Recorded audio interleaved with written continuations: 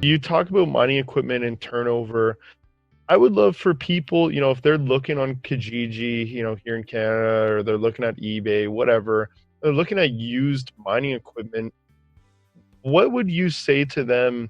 In many cases, you kind of say it's not worth it. Do you want to explain why buying old equipment isn't worth it? Sure. So, and listen, in some instances, if you can find the right mix, it can be worth it. And you have to, and I'm going on the price of Bitcoin today, and what I believe is a realistic, and a conservative estimate on what coin might do. So you have to I want to balance it with that. But if people are looking, they just have to figure out, okay, this machine's going to cost me $1,000. Okay. And if you have the plug ready, meaning you have the plug ready at the right voltage and you're ready to go, then it's still going to cost you $1,000. You got to get it there. So it's actually going to cost me $1,100. Well, actually my plug's not ready. So if I'm building it, like what we do is we say, we're building a container, a megawatt container. I'm building 300 plugs. So I actually figure out the cost of each plug. Okay. So let's just say it's $100 per plug. So now I've got, okay, so my machine cost $1,000.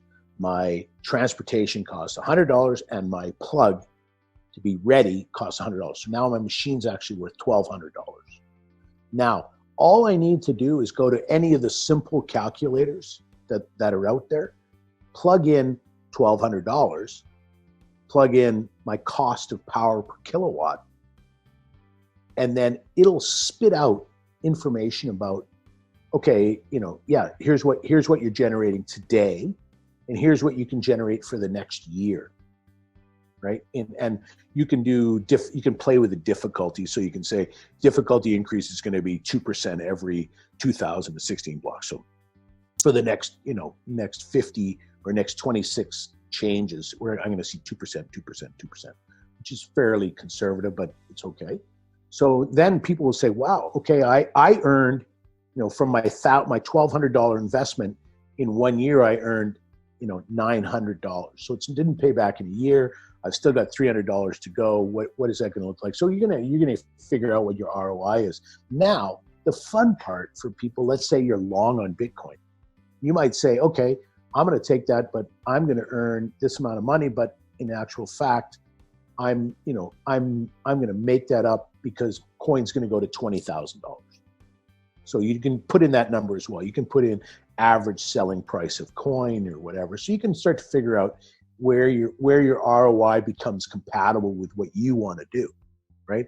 And you have, people, I always, again, caution you that if you had, let's say you have $1,000, you might, if you think coin's going to $40,000, why don't you just buy Bitcoin with 1,000? But other people say, no, I'll put the 1,000 or I'll put the $1,200 in, and I don't have to spend $20,000 because I think coin's going to go up. So I'll mine and I'll amortize my investment with my power costs. So, there's a way to do that too. So people are looking at this.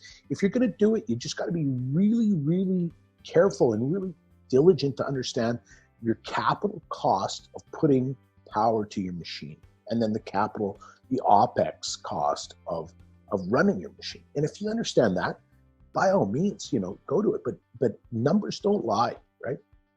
It's Rudy Giuliani, who bit of a nutter, but he said, "In God we trust. Everything else give me data." Right? It's kind of true, right? You need to understand, and when we see our machines running, and that's what we're privy to a lot of information. We understand how efficient the machines are. We understand ways to play with the software and the firmware to maybe pull out a little more performance out of the machines in colder times, and then push them down a little bit. So we're running our machines for peak efficiency, right? When it's cold, you can run them a little hotter, which means you can actually wind them up a bit, get a little more performance out of them to keep them at that optimal operating temperature. And that's the other thing.